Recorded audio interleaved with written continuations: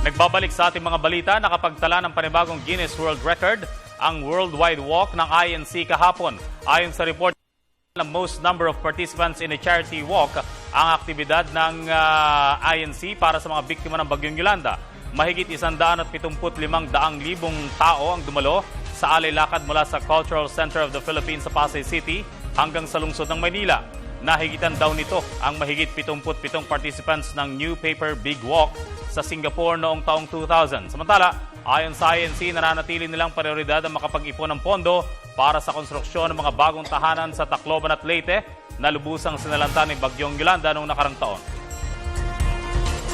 So bilang mga kabataan, bilang mga kabataan po, para maiparamdam namin, kahit wala kami dun sa lugar na yon, maiparamdam po namin na yung tulong namin sa kanila na hindi lang po kami basta-basta nag-e-enjoy dito sa lugar na to kasi di ba hindi naman tayo naapektuhan. Isa po itong pagtugon sa panawagan po ng pamamahala, yun po. Para makatulong din sa mga nasalanta ng bagyo. Masaya dahil nakasama sa isa sa malaking iglesia. So masaya. Siyempre po, mas lalo pong tumitibay yung pananampalataya namin sa Diyos.